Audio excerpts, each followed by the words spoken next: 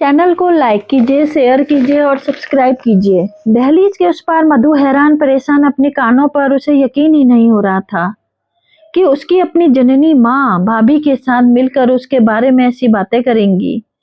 ऐसी कौन सी बात मधु ने सुन ली, हैरान परेशान वाली। इस कारण इस कहानी की शुरुआत होती है। मायके की लाडली मधु से ही 3 भाई बहनों की सबसे छोटी मधु इसलिए सबकी लाडली दिन भर चहकती रहती थी चिड़ियों की तरह, और दोनों बड़े भाइयों से अपनी बातें मनवाती रहती थी। अपनी माँ, पापा, रघुवर और जानकी जी के जैसे वह जान ही थी।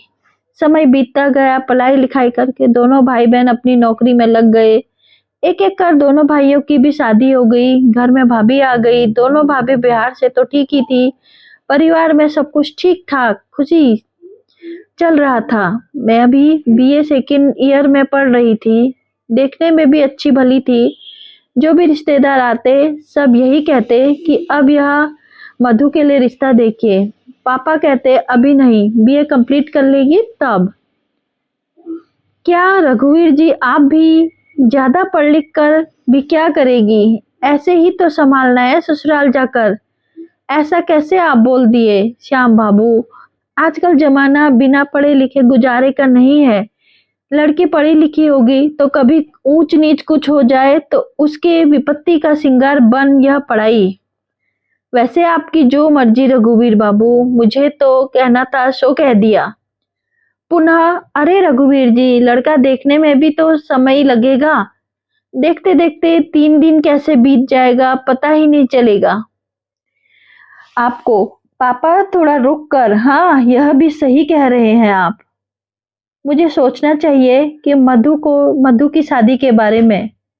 इधर मधु शादी की बात सुनकर थोड़ा सहम सी जाती। अभी तो लोग ससुराल के माहौल को बहुत ही डरानुमा ही बताते हैं, सहज नहीं। सभी हर बात में कहते ससुराल जाएगी तो सीख जाएगी, इसलिए मधु को ससुराल के नाम से डर लगने लगा था।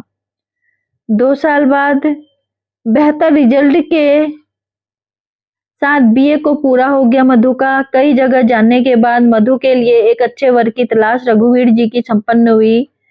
आज हमारी मधु की शादी के समय मयंक बाबू के साथ पेशे से बैंक मैनेजर हैं। उनके पिता सुंदर सुमन भी शिक्षक है। 2 छोटी बहनें हैं।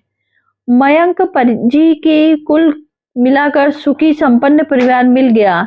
हमारी मधु को खुशी खुशी सारी रस्में शादी पूरा होने के बाद मधु आज अपने ससुराल पहुंचती है। बहुत जोर शोरों से उसका स्वागत किया जाता है क्योंकि घर के वह इकलौती बहू है। मधु की सास माँ बहुत ही सुंदर से बहू का स्वागत करती हैं। सारी रस्में ससुराल के होने के बाद बहू को अपने कमरे में ले जाते हैं। वे मयंक की माँ रेवती जी कहती हैं, मधु कोई भी दिक्कत हो तो बेहिचक मुझे कहना, मैं तुम्हारे माँ का समान नहीं माँ हूँ, ठीक है? माँ जी नहीं, सिर्फ तुम्हारी माँ। दोनों बहनें एक साथ बोलती और फिर मेरी माँ। अरे तुम सबकी माँ 2 बेटी थी, अब 3 हो गई है।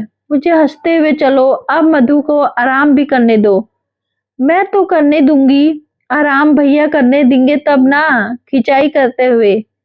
मधु को हैरत हो रही थी कि यह सिर्फ मेरी सासू माँ का दिखावा था या फिर सच में मयंक जी की माँ ऐसी है। सभी आज तक बोलते रहते हैं सास बहुत गर्म होती है, ससुराल में जीना मुश्किल कर देती है, वगैरह वगैरह। ये तो बिल्कुल विपरीत है। तभी मयंक बाथरूम से फ्रेश होकर आते हैं। कहाँ खो गई मेरी मधु? बस कहीं नहीं, यूं ही मयंक की बातों में लिपटते हुए आपके बारे में ही सोच रही थी। क्या क्या क्या? अभी नहीं बताऊंगी, सो जाइए। दोनों सो जाते हैं। कल की सुबह सवेरे हो गई और नई उम्मीदों के साथ सुबह जब आँख खुलती है, मधु देखती है कि रेवती ने सारा काम कर चुकी है। मधु पहले तुम स्नान कर पूजा कर लो, फिर भी साथ में नाश्ता करेंगे। जी ठीक है। मधु माँ, आपने मुझे जगाया क्यों नहीं? कुछ काम में हाथ बटा देती मैं भी। अरे बेटा, अभी तुम्हारी मेहंदी के रंग है, इसे आराम से रहने दो। ये रंग जितना लंबा चलेगा तुम लोगों का जीवन उतना ही सुखी रहेगा। मैं हूं ना माँ भी, और कौन सा कहती है कि तुमने नहीं करना है। मेरे बुढ़ापे का सहारा तुम ही तो हो, तुम ही तो बनोगी। 2-4 दिन इसी तरह बीत गए। मधु, मुझे मम्मी के यहाँ जाना है। कोई बात नहीं रेवती जी, कहाँ? मयंक, मधु को ले जाओ मम्मी के साथ, ये घुमा लाओ। ठीक है माँ। जब मधु अपनी मम्मी के यहाँ जाती है तो 1 सप्ताह 2 सप्ताह रुक जाती है। यह बात सुंदर सुमन जी को अच्छी नहीं लगती। हमेशा कहते हैं कि आप बहू को सर पर चढ़ा दिए हैं। बेटी कहकर शादी के बाद इतना कोई मायके जाता है क्या? रेवती जी कहती है अभी बच्ची है, ना समझ है। जब बाल बच्चे होंगे तो खुद ही जिम्मेदारी का एहसास होगा, तो दिन में समझदारी आ जाएगी कि ससुराल में उसका अपना घर है। अभी तो मैं हूं ना घर देखने के लिए, बच्ची है, जाने दीजिए। धीरे धीरे समय अपनी गति से आएगा। 5 साल बाद 2 बच्चों की माँ बन गई मधु, लेकिन फिर भी उसकी आदत नहीं छूटा मायके जाने वाला। अब मन को तब कोई बहाना बनाकर मायके चली जाती, बच्चों को अपनी माँ यानी कि रेवती जी पर छोड़ देती निश्चिंत। इधर मायके में दोनों भाभियां को उसका इतना बार बार आना जाना अच्छा नहीं लगता था, ना ही माँ को। दोनों भाभियों के बीच मधु की वजह से हमेशा अनबन अच्छी लगती थी। इस बार मधु जब मायके आई मयंक जी के साथ, तो रात में तो सब ठीक था। सुबह मधु जब बाथरूम की तरफ जाने लगी, उसने सुना कि माँ और दोनों भाभी उसी के बारे में बात कर रहे हैं। वह थोड़ा ध्यान लगाकर सुनने लगी। दोनों भाभियां कह रही थी कि क्या दिक्कत है मधु जी को अपने ससुराल में। इतनी अच्छी सास है, इतना अच्छा परिवार मिला हुआ है, फिर भी जब देखो तब यहाँ आ जाती है। कहा तो भाभी सही रही थी, मुझे ससुराल में कभी ससुराल जैसा लगा ही नहीं, लेकिन मैंने कभी इस बारे में सोचा ही नहीं। दुनिया जैसे बोलती थी यही भ्रम मेरे दिमाग में भी लगा हुआ था कि ससुराल यानी कि लड़कियों के लिए सजा खुद तो आती ही है, मयंक जी को भी ले आती है। स्वागत में कम खर्चे होते हैं क्या? माँ भी बोल रही थी, हाँ सही बात है।